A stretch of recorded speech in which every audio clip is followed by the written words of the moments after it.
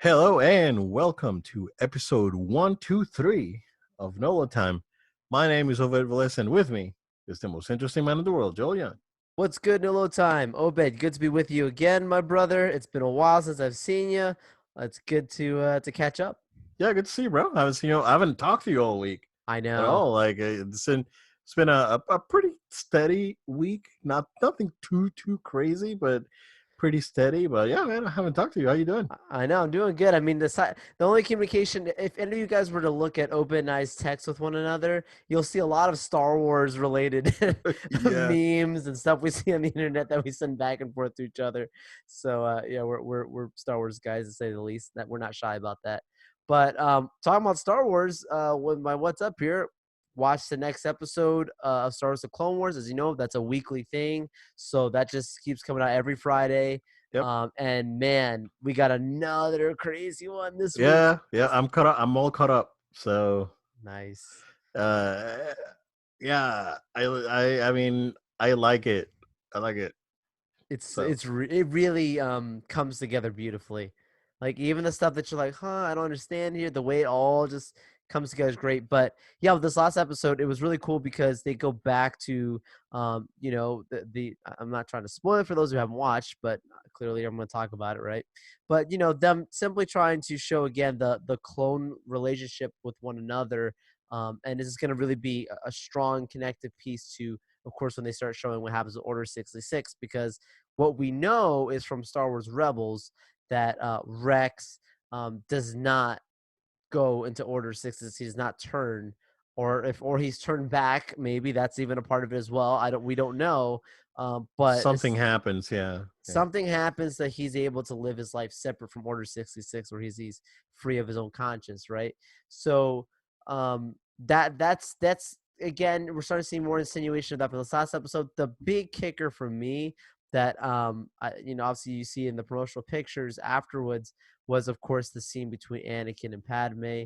That was a really strong scene, dude. So that scene makes me think that we're already in Revenge of the Sith Because territory. you see that she It's has the clear, babies, yeah, Luke and Leia. Clearly, she's pregnant it's with them in that clear that moment. she's clearly very pregnant, and Yes, the way she like touches her belly and all that. So it's clear that we're already in Revenge of the Sith territory. This is like stuff that happened during Revenge of the Sith that yeah, wasn't shown on screen, basically. exactly. Yeah, We're right there. We we're are right right there. there. We're in it. We're in Yeah, it. yeah, And yeah, yeah, I love, yes, they show that, like, Obi-Wan's trying to get to Anakin. What are you doing? What are you doing? But they yeah, love how he shows, like, hope that she's doing well or whatever he says, or say yeah, hello to her for me or whatever. yeah, yeah. Like, I He just knows. love that so much that they show that he knows what's going He on. knows what's up. Yeah, And I mean, that in Revenge of the Sith, when you watch the movie, you see that he clearly, like, knows, but he just it's so frustrating because he has to handle this and he yeah, doesn't want to deal with it this way either. yeah. and, Exactly. and and of course, knowing more of the background between Clone Wars, as you saw, Obed, how Obi-Wan did have a love at once in his life, someone that he really did care for. Hmm. But again, romance is forbidden, so he couldn't have a relationship with this person. But it would make sense for Obed to be this compassionate person towards Anakin, seeing that he has someone that he loves, even though he knows it's forbidden, because he himself was in that same boat at one point, right? Yeah, yeah, yeah. I really like it. I really like the Squad 99.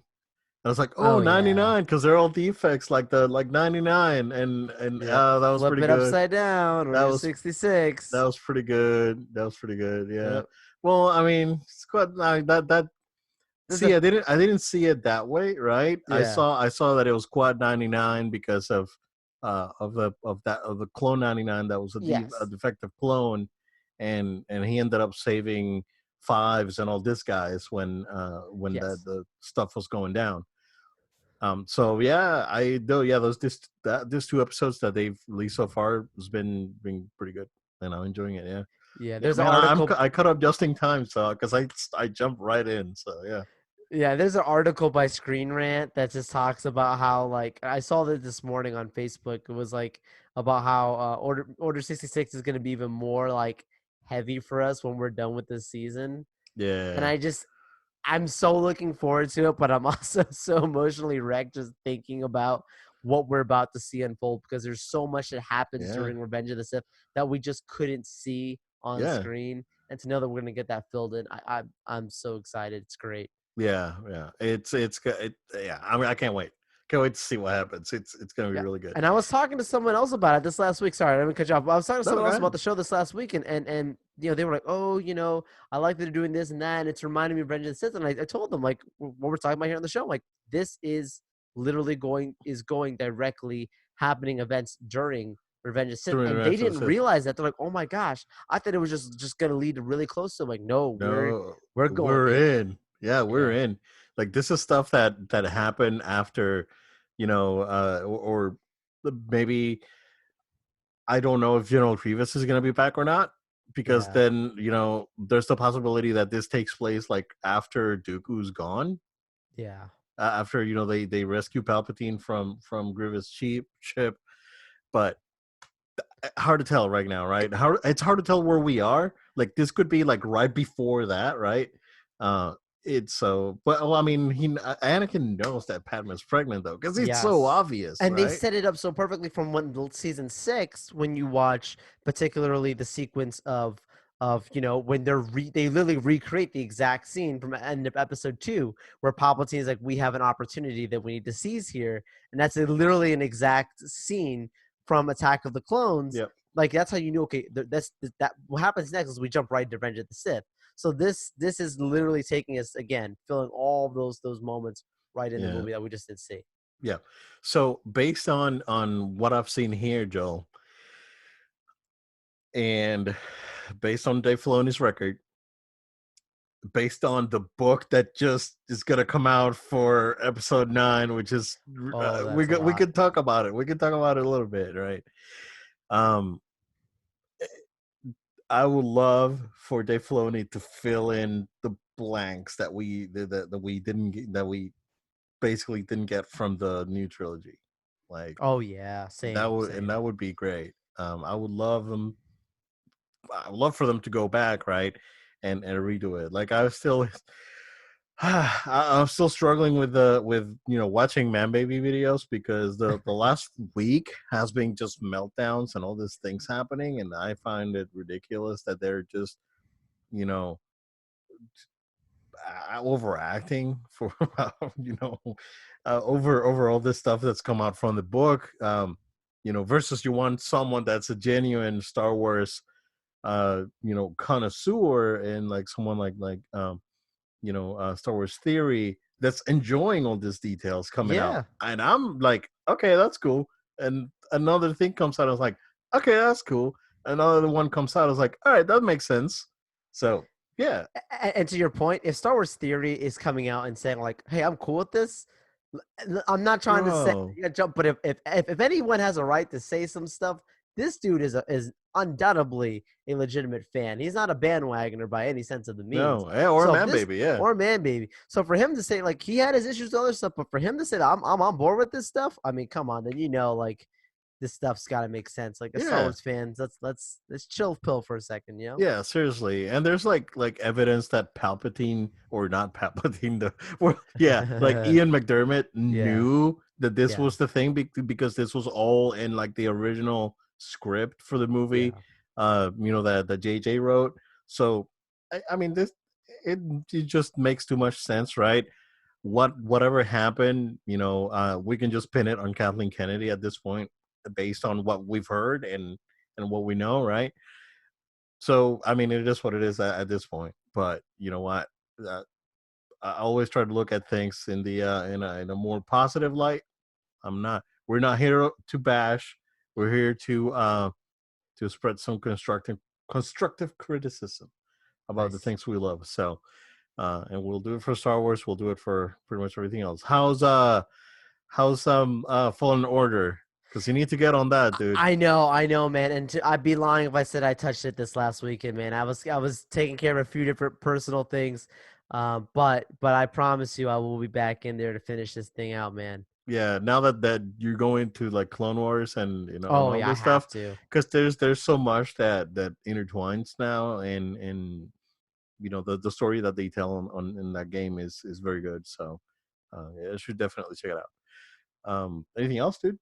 No, man, that's the main stuff I want to talk about. Like I said, it was a Cool. pretty busy weekend taking care of personal stuff, but the stuff that would Yeah. interest you guys is Star Wars, and boy, we could be here all day talking about that. But Obed, what you been up to, man? All right. Cool. Um, let's talk about a small independent animated feature called Frozen 2. And Oh, nice, no, I watched it over the weekend with the family, and it was good. It was good. Very entertaining. I actually liked it better than the first one, quite a bit. Quite it's pretty emotional compared to the first yeah. one. Like this one's like really like the first one's fine, right? It's has its moments, and it's not absolutely not a it is a very good animated film. But this one's just, in my opinion, way better. It's very And special, very magical, and it's very suspenseful, right? Like as you're watching, it's you're like, more "What's gonna adventurous, happen yeah. next?" It keeps you Yeah, a lot of interested. adventure. I really liked it. I really Yeah, enjoyed it. So yeah, it was good. It was good. nice, Uh, I was I was quite interested by the choice of bands for the end credits. Uh, yeah, for their covers. So yeah, it was interesting. Yeah, that was actually pretty good. But yeah, I liked it. I enjoyed it. On that, um, the season 3 of Castlevania came out today on Netflix. nice. So I watched the first episode this morning. Yeah, it's good. I mean, it's basically takes place 30 days because they specifically say 30 days after the season 2 ended. And I'm wondering whether they're gonna go on this one. It From the looks of it, I think we're gonna see a mix of like untold like Castlevania stories and what happens. And I think it's called Curse of Darkness. Is the second PS2 game that's supposed to be a prequel based on what's going on. So maybe we'll see part of that of that game's storyline play into this. But yeah, I mean it's Castlevania. It's violent. It's gritty. It's good. It's again probably the best piece of vampire media we've had in the last 20 years. Are you telling me Uh, Twilight's not special? no, no, I think the last vampire related thing that was actually special was Blade 2. Ooh, So and that was at what? That was probably like 2002 maybe. and it's coming back with Uh, our guy over uh, here. He's coming back into Kevin Feige's pulling it out again with Marshala Ali. yeah. Hey, We'll see how that works. But yeah, I mean, if you haven't checked out Castlevania, definitely check it out. And that's pretty much it. Other than Death Stranding, that keeps going, and stuff is happening. I got through a very difficult um, delivery, both emotionally and game wise. I really like how they each say what you you can say what you want to say about Hideo Kojima, but I think that every storyline delivery that you make in this game, the way that you handle the package that you're delivering, and the way that basically I don't want to say the way, but what happens in between when you pick up your package and when you deliver it, the path that you take to deliver it, it's basically the path is telling you a story, and it's stupid.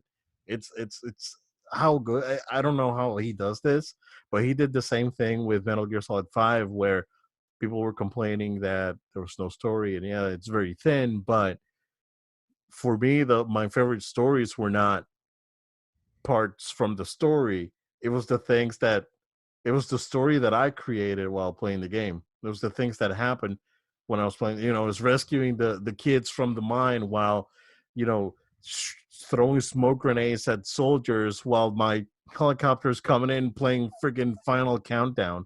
It's yeah. it's those stupid moments. It's those bits that are that really sticks with you, and Death Stranding actually has a very similar feel to that. So there's a lot of storytelling on the path that you take to deliver those packages, or whether it be a package or a person or whatever you're trying to do. So it's very good. It's very good. That game's very good, man. It's hard because again, is not for everyone, because it is difficult. It's a difficult game.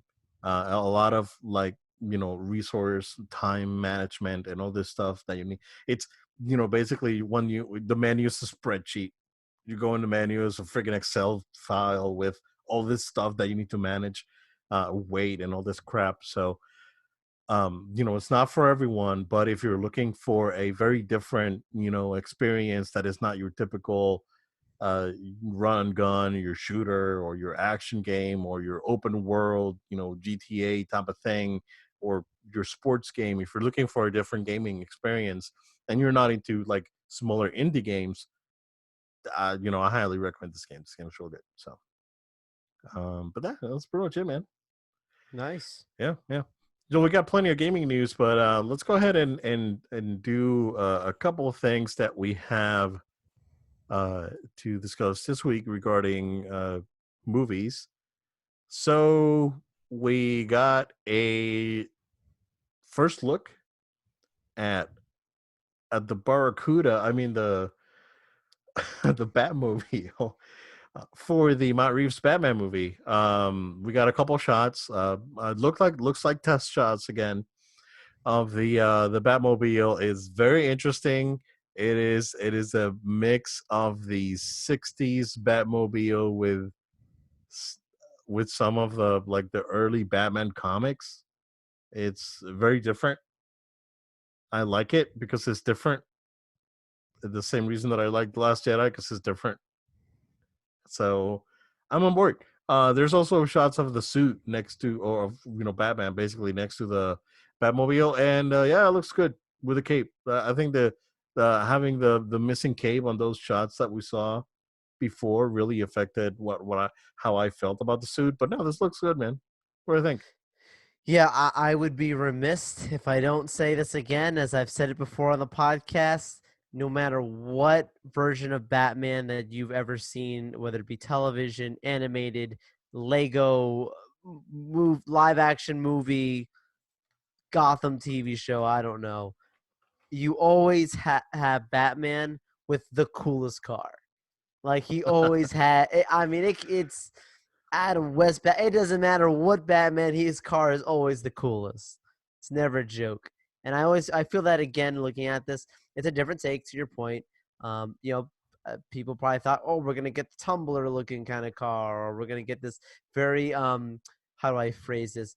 Very army styled vehicle, right? Because he kind of looks like he's. When we look at the other stuntman photos, kind of look like he had a little bit of that, army maybe ish kind of look to him, right? Little armored look, but really doesn't look armored to me at all. It just looks like a really souped up car, a really special car, and it doesn't. If I look at it and Batman wasn't standing next to it, I wouldn't think Batmobile right away. I'm just be honest with you, but I don't think that's a bad thing, It right? I looks think that's retro. it looks retro. Yeah. It looks retro.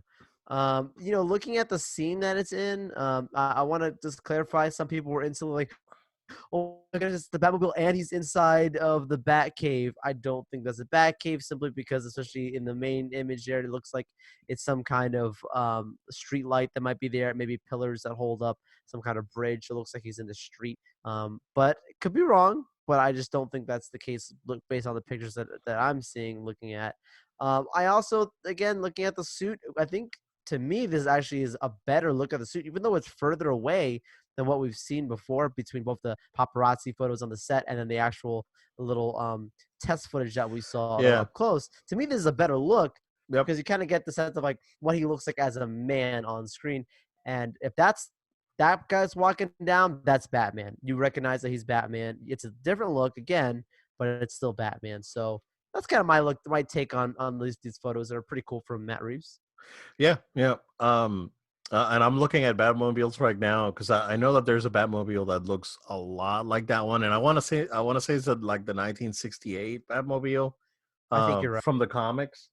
That has a sort of a similar look to that. So this is definitely a fusion Batmobile. So they're taking parts from the Adam West show and some of the other classic Batmobiles and putting it onto this one. It looks good. I really like it. It looks like it's unfinished, so it looks like he's building it as Right, right. so it looks like a work in progress. And I really like that. I like that. So I am very excited for this movie, man.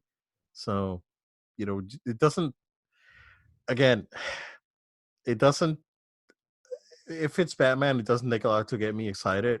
But when you have this sort of art direction and different take on it, and this grounded look that the movie is going for, I mean, um, the Nolan movies were grounded to a certain extent.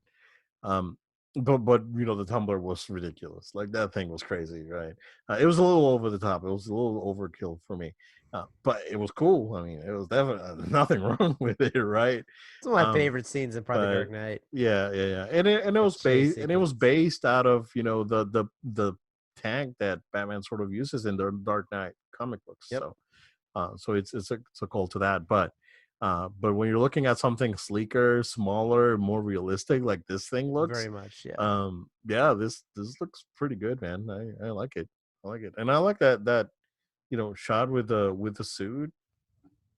Like, he looks better than, yeah, like what we said. Those leaked pictures that we talked about last week were kind of funky, And he and has a cape. yeah, he has the cape, yeah, so don't worry about it. Yeah, see, it doesn't look like Daredevil on this one.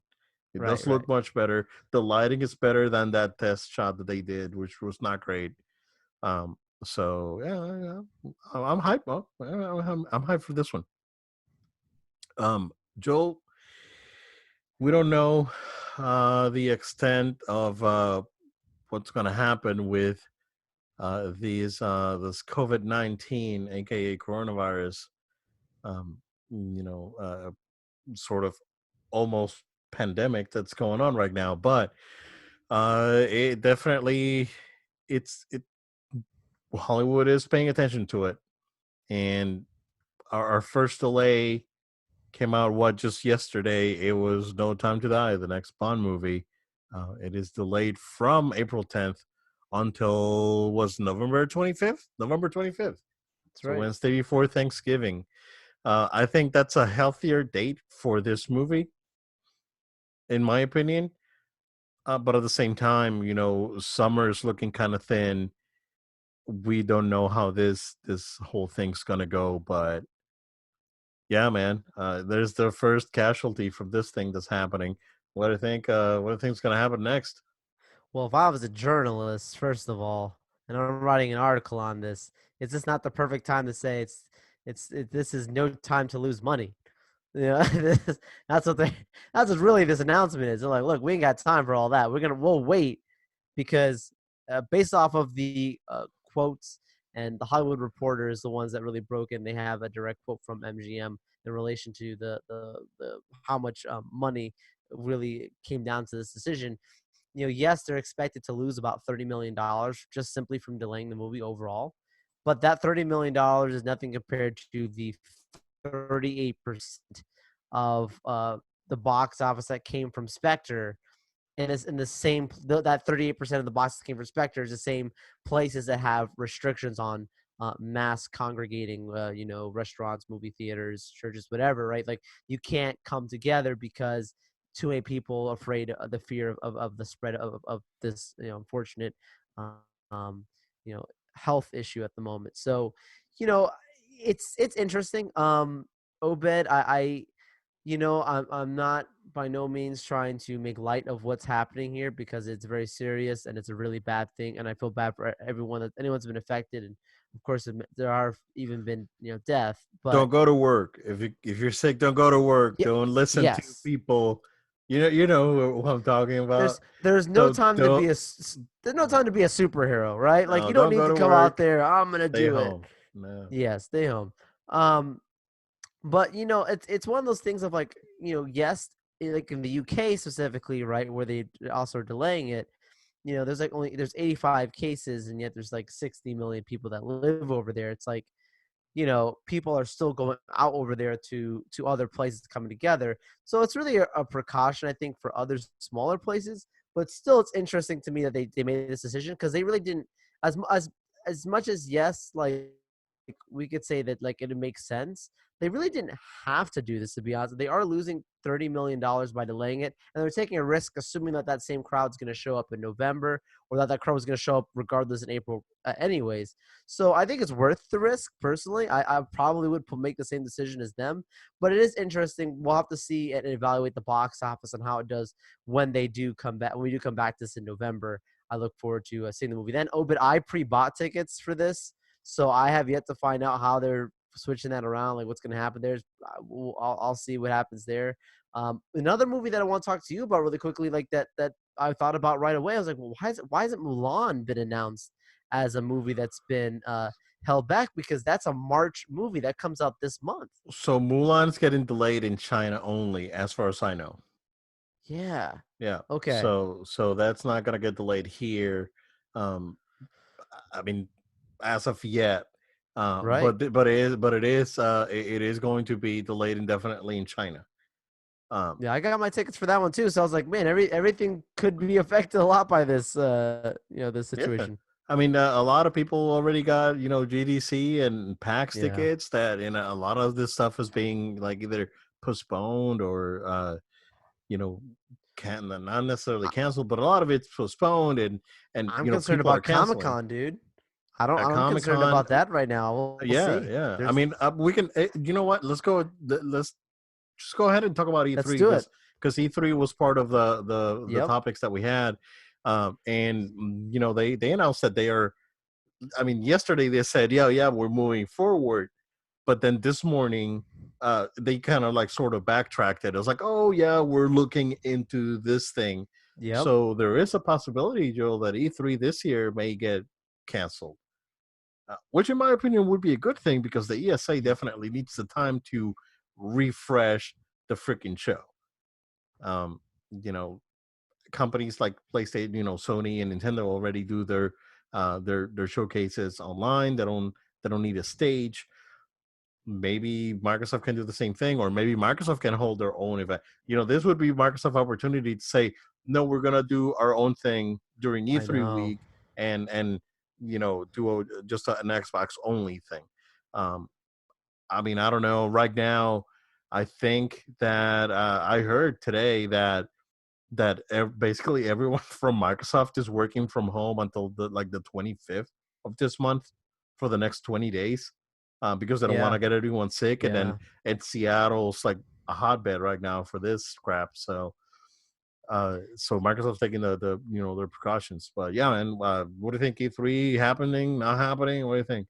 Yeah. So if I'm E3 right now, I'm saying, if this is an opportunity to delay it, I don't know. There's more that goes into these decisions than what I'm just about to talk about here. There's money, there's commitments, there's all kinds of things that come into play. At the end of the day, anything can happen, but there's more things Yeah, to discuss than simply I want it to happen. I think it should be delayed, right? There's yeah, people who just put comments online and they don't think of bigger business picture, right? absolutely. But I will say, to your point, Obed, like you said, like if you can delay it and you think that there's a reasonable chance, you take the chance to delay it and you focus 100% on how do we make this thing interesting again? What are we going to do differently? My first instinct would be how do we go back to Nintendo, Sony, Microsoft, talk to them, say how can we still have your involvement in E3? How can we what is feedback that we can learn from you guys and try and figure out something new and special? That doesn't mean it's not going to be the same way it was before. I get that, but figuring out ways to do things differently and still because I think yes, we know we talk about it specifically like Nintendo and Sony, they don't need the stage. There's no real benefit aside from just having one-on-one fan interaction. Although we're learning that from their events, fans are going out to them coming to their own private events. Fans are Yeah, paying attention online from their own exposure. So their marketing is it's almost like E3 really needs them, not that they need E3. It's that kind of way of looking at it. But I will say I still think E3 can find a way to like we're hosting so many fans here. How can we still make some kind of deal with you guys? I don't know what that is. That's for people smarter than me. And I think that just having a discussion alone, someone else out there has that idea. Maybe that's you, Obed. I don't know. But look, man, there's got to be there's got to be some kind of discussion here that gets into an ideation of a solution for making E3 relevant again if they postpone it. I would say give it until the end of this month to make the final decision if it's going to be canceled or not, because this thing's happening mid June. Yeah, So I'd say wait it out until the end of this month. I mean, see what happens. If a lot of companies start canceling, because a lot of Japanese companies will probably cancel, like Square Enix and yeah, Koei Tecmo and all these guys are probably just gonna Capcom. They're probably just gonna. I was gonna say Konami. I mean, does Konami even have anything out? I don't know. They may just go ahead and cancel, and what E3 is gonna be like a bearing show of like video screens and just people walking around, or not even people. What if people just decide not to go because of health concerns? So at this point, I think they should wait it until the end of the month, and decide if it's going to happen or not. If it's going to happen, then just go ahead and move forward. If it's not going to happen, uh they have this time to basically regroup and find a way to make, like what you said, to make the show relevant again and make the event relevant again, and try to get the big boys involved back in it, because I don't think Nintendo's going to go back to having a full stage. At this point, they've been doing Nintendo Directs for the last, what, you know since the Wii U, basically, since the yeah. year after the Wii U. Since what, 2013, since the new consoles came out. So yeah, man.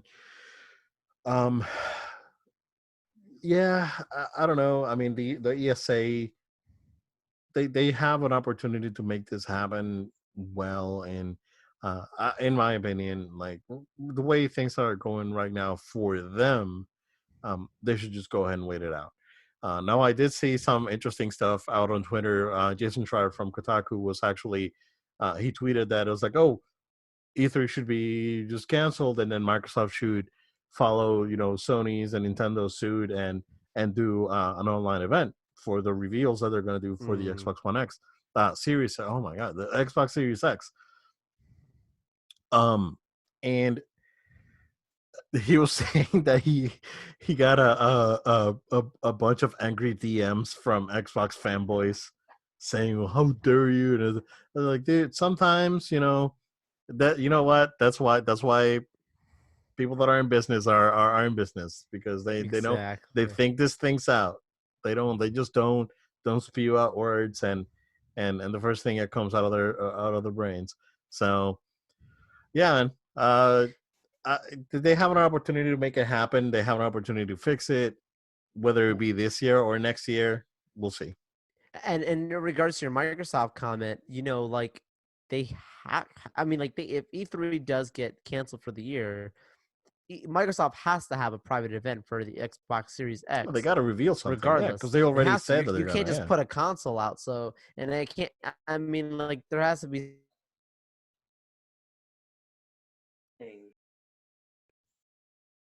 Even if it's a one-time thing. I don't know. yeah, yeah. Yeah, we'll see, man. It's an interesting time right now. Especially with these things happening. There's a Switch shortage. I was at Target last night, and they're also sold out on regular Switches. They only Yeah. have a very few of the Switch Someone, Lights, someone you and I know was telling me the same thing. They were literally going to the store to buy a Switch, and they couldn't find it and they couldn't find at it. Target. Yeah. Yeah, yeah. There's no Switches, man. So it's um, if you actually were able to find out around Christmas, this is like, let me see. Now I'm not salty that I got mine last year. Um, even though I missed on the upgraded battery, just because now I don't have to like deal with this stuff that's Yeah. happening. So um, yeah, man, we'll see. It's a it's a very interesting time. I know that this thing's probably gonna get resolved in due time. Same thing happened a few years ago with the swine flu, and Yes. it happens every once in a while. But I know this thing's gonna get sorted out, and production, it's set to resume by the end of this month, for Switch and components and all this stuff. So we'll see. Joe, let's go ahead and take a quick break. We will be right back. And we are back. So we got a few gaming news and rumors and I guess leaks that we can talk about today. So the first are two announcements. The first one just broke today. Um, we are getting a The Last of Us series on HBO. So Neil Druckmann confirmed today that they are working on writing or adapting The Last of Us into a TV series for HBO, and this is basically going to be a retelling of Joel and Ellie's story. I think the producer from Chernobyl, if I'm not wrong, right? Yes. The guy that's doing the show for them, and again, show on HBO. So it's probably at least a year away. Very excited, actually. Very very excited. I might have to get the HBO Max back when this thing comes out because I really want to actually see this thing being adapted, especially in a series like what you could see it done in a movie. And there was a lot of rumors that there was a movie happening, but seeing it happen like this with HBO done as a series, you can at least get out of The Last of Us, dude. You can get 4 seasons, like the 4 seasons of the year, right? So you're gonna actually get that with just the first game. So very excited, cautiously optimistic, of course, but this thing's gonna all come down to casting. But Joel, what do you think? Lots of thoughts here, understanding that they could have gone the route. I'm sure many different executives were trying to pitch that they can make this into a movie, and for for the IP to choose, we're gonna go ahead and move this towards the TV and take a deal with HBO. I'm sure there were bids by others. You would think AMC with The Walking Dead that they might be interested, but I think HBO is better. I think their quality is better. I think their overall what they put out just tends to be really really strong. You think about whether it's a documentary, whether it's a TV series. They put out the Watchmen series. I know they got canceled, but I can tell you that they're not doing anymore after one Well, they season. I said think it it's was a more so limited series. limited Yeah, series, and not to be this way. I don't think anyone cares about Watchmen that much. I think it really has to do it's with a the bold actual. statement. It is a bold statement, but I really do believe that. I think like I do too. for there, yeah, I think I think there's plenty of fans of Watchmen, Yeah, but I don't think like the world cares about it. Beyond yeah, us that are nerds. But thinking about like now this man, this appeals to a lot of different people, and HBO gives it more accessibility. To your point, Obed, about HBO Max, man, they're really trying to push that thing, and yeah. I think they're making the right moves. Like I was very cautious about it at first. Strong rumors that the DC Online is going to get shut down and be transferred into this thing, That's gonna be um, absorbed. Yeah, absorbed into that. Obviously, there's already DC properties that were announced for HBO Max. People who are excited about Friends reunion is on HBO Max. There's rumors of the Snyder Cut coming to HBO Max, being an exclusive thing no there. way, Yeah, really. man. I didn't Um, hear that. yeah, I heard that thing. Breaking news on the show. Sorry.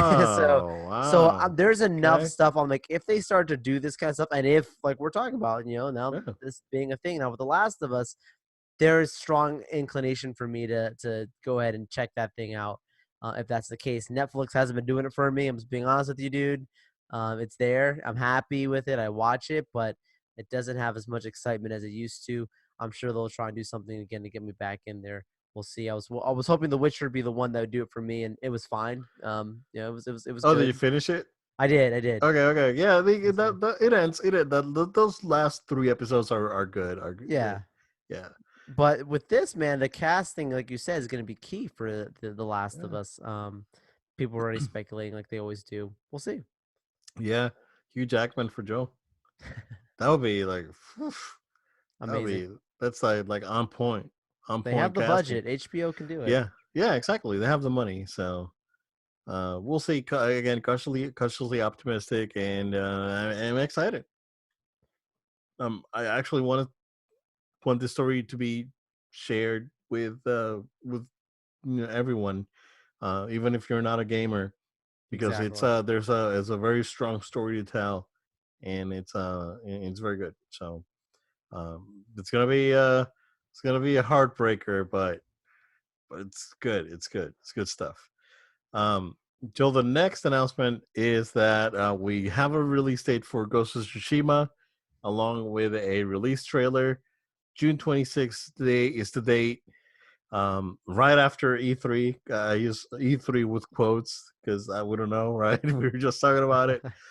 Um, but holy crap, Joe, this trailer that they put out is sick, man. This is, uh, dude, I was excited for this game. Like I was really excited back when we did our live E3 no load time special, but man, this game looks insane. I am very very excited for this, dude. Yes, it's a story trailer that came out because we had the other trailer before. But now, and we've seen gameplay. It was one of the first things that we saw right with E3. We didn't know what we were really watching, and it was a really cool reveal.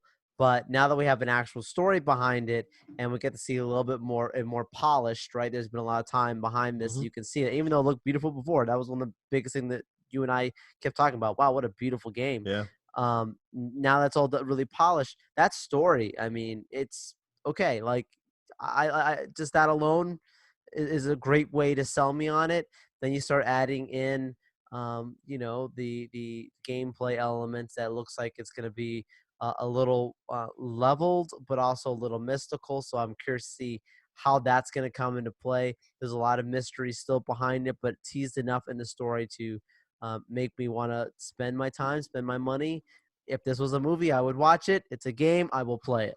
Yeah, I saw a comment today while I was watching the trailer, and the comment was like, "I was waiting for Ubisoft to do an Assassin's Creed in feudal Japan. I don't want it anymore because They gave it to us this looks 100 times better than what we could expect from from Ubisoft." Ubisoft. Yeah. It was, oh man. I mean, all of these trailers for this game has been absolutely phenomenal. So yeah, I can't wait. Can't wait, man. We were just talking about before we went back into the recording about how I already had pre-ordered Final Fantasy, pre-ordered Resident Evil 3 just yesterday, and and there's more stuff coming, and The Last of Us and Ghost of Tsushima. Like, dude, he's like, I work.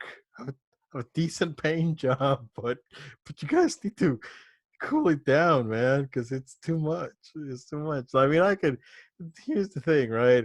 It's like once you become family man, you can Changes everything. it changes everything. Like I wouldn't mind spending the money. I don't mind spending all the money that I could on games, but it's either that or family. So it's like, Great power comes great responsibility, sir. man, Very responsible man. I don't. It's yeah. I try to be as responsible as I can, sir.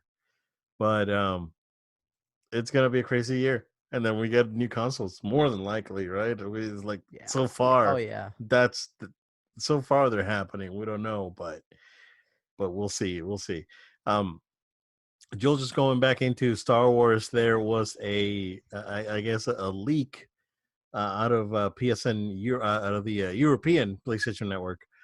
There was a post for something called Project Maverick, and it was a Star Wars game. And this is the game that supposedly EA Motive is working on. The game that's going to be a spinoff from Battlefront, and that's all we got. But and now the only other thing that we have is a piece of art. It's basically a star destroyer on what looks like a volcanic region or volcanic planet. Um, but that's it. I mean, is it is it gonna be a space battle game? Is it gonna be something else? Is it gonna be like an actual story, like an action adventure game? Uh, we talked about recently about the Get That game that got canceled, the other game that got canceled at EA. And then the only thing that I've heard about this game is that it's something that you would not expect them to do, but you know, that's all we got. It From the looks of it, it's probably a space battle game, which would be fine. Um, I, I've never touched the space battles on Battlefront, and they're actually okay. Like I played a couple, but I'm not super excited about them. But if they actually do like an arcadey, type of shooter, that'll be fun. It's just that I feel like on Battlefront 2, they're they're kind of hard to control the ships. I don't know why. I'm Yeah, just not a fan of the control scheme. I would rather have something a little bit more arcadey, like back in the day. I don't know if you ever played Jedi Starfighter for PS2. I do remember that. Yeah, so that game was really arcadey. You played really good. That was actually a very good game. So I would love to see something like that. That's a little more simple, just Speaking of fun. which, PS2 just had an anniversary. Yeah, 20th anniversary of PS2. Yep. Yeah, that's thanks for reminding me, Joel. Like I feel Old super old. times. I feel super old now. Um, but I still remember when PS2 came out. I remember when the Genesis came out. Come on. Project Maverick, Joel. What do you think? Yep.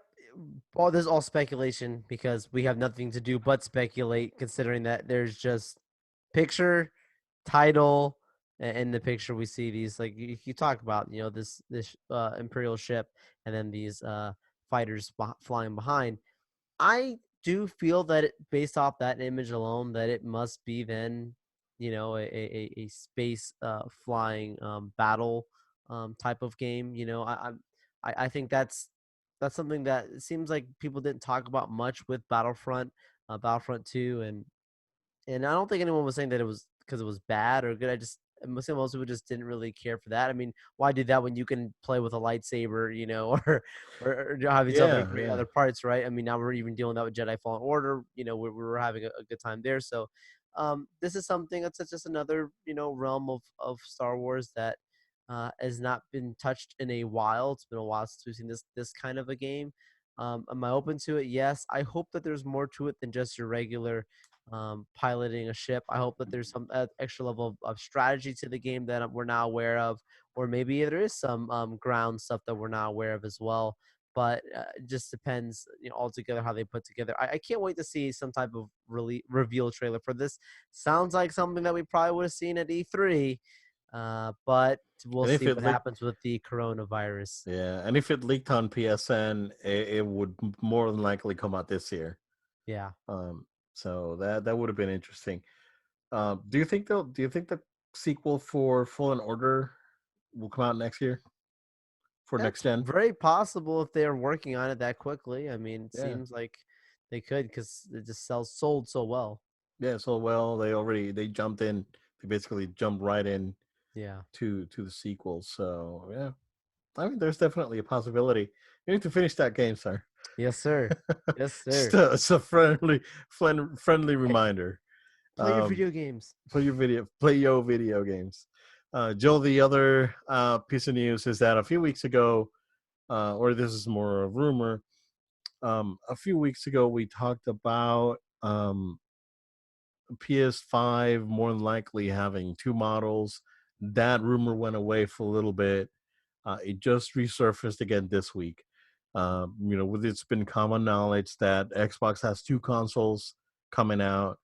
They've only announced the Series X, which is their high end model, but there is another console coming out that is not as powerful as the Series X. Well, the same thing basically has been rumored again for PS5, based on some of the some developers talking out there and some people that are in the know.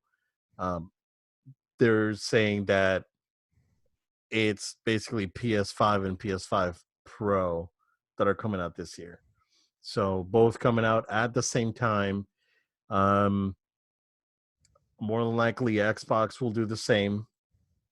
I don't see anything wrong with this because phone manufacturers do this every year, where you get your regular version, your pro version. Both Apple and Samsung do it. So, you know, console manufacturers might as well just jump into a bandwagon.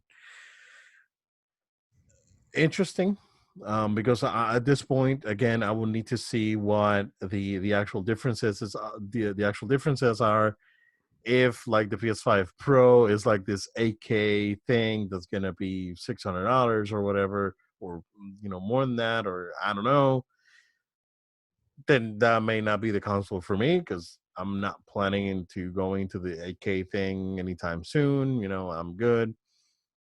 So if they do release a more affordable, even if it's less powerful console at the right price, that may be a little bit more appealing uh, to consumers like me.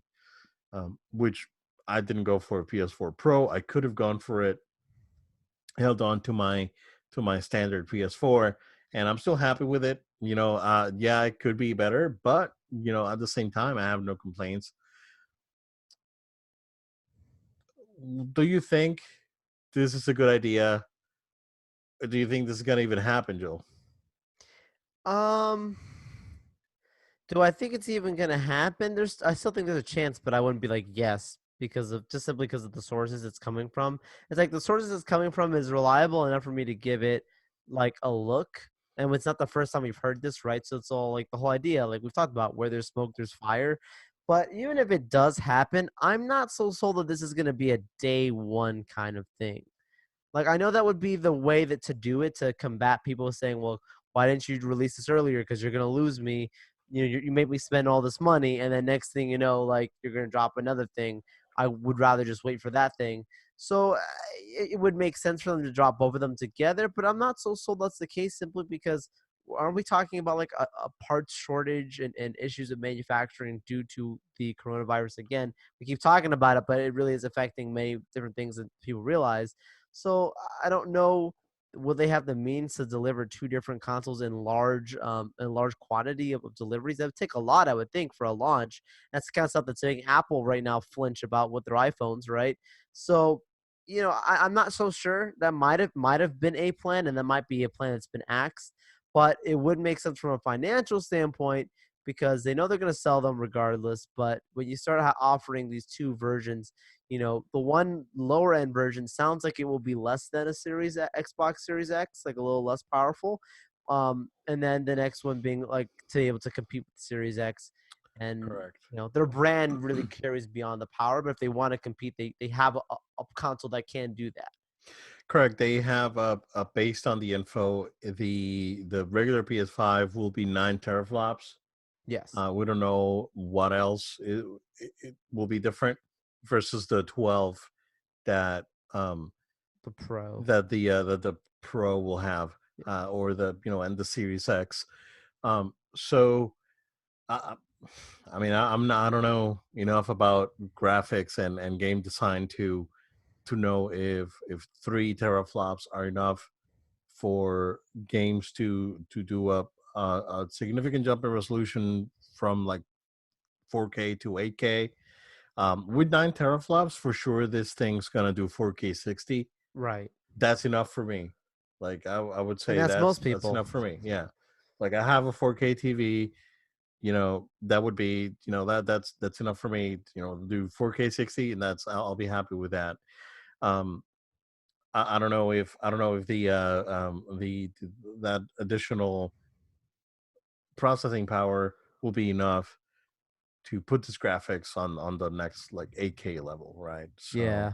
um, that that would be up to the developers to figure out. I'm not not a developer, so I would know if that's enough of a gap for them to be able to do that. But at the same time, it's interesting where the person that's basically giving out the information on NeoGAF is saying that uh, if the top of the line models are looking to be around $600. So that would make sense. That's been on Like I've been mentioning this with the Series X. I was like, that thing's gonna be $600. You know, and I still stand by it. I think that's gonna be $600 for that console. Depending on how the markets are, depending on how things are, Sony may or may not do this. Simultaneously, like what you said, they may do it. 2 years later. At this point, I don't know.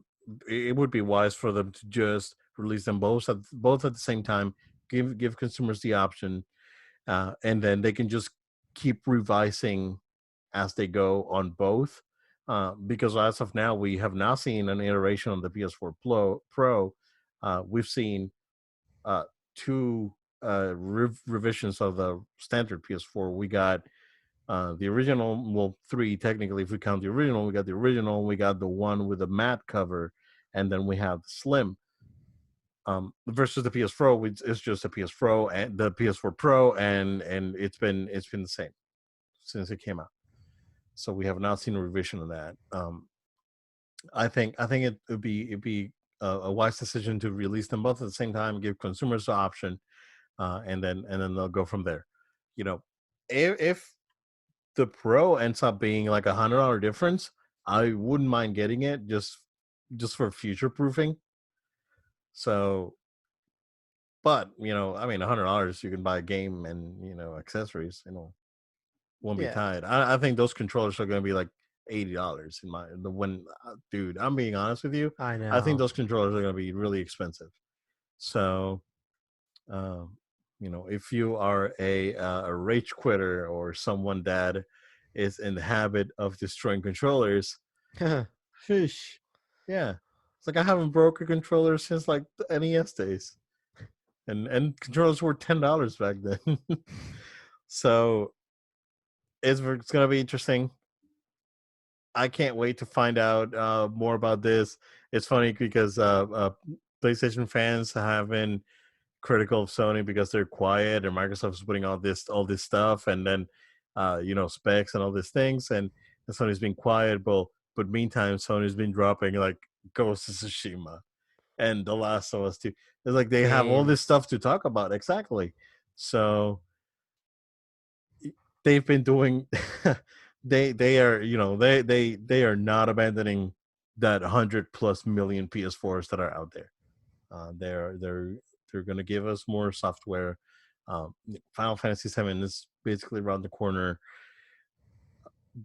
There's going to be plenty to keep us busy until next year, even if these consoles don't come out. Even if they come out, I think I'll be happy just holding on to my PS4 until next year because there's already enough. With everything that's come out, all the stuff that's come out on PS Plus, which have been killing it this last few months, have been freaking awesome. So, um, yeah, man, I'm excited about this stuff. I get pretty hyped and passionate about it. Um, so we shall see. That's what I got. I don't think there's any other breaking news at the moment. So we can just go ahead and wrap it up. Absolutely. Thank you again, everyone, for watching, listening to our show. We want to invite you to stay subscribed. You could subscribe to our audio version on iTunes, Apple Podcasts, Google Play, SoundCloud, and Spotify. Also, want to invite you to subscribe to our video version on YouTube. In addition to that, feel free to go ahead and follow us on our social media. That's at No Load Time. That's at No Load Time on Facebook, Twitter, Instagram, and Twitch. Also, want to invite you guys to send in emails to noloadtime@gmail.com. That's noloadtime@gmail.com. Questions, comments, feedback, stuff that we might be able to even discuss here on the show. noloadtime@gmail.com. We look forward to you guys sending in your feedback.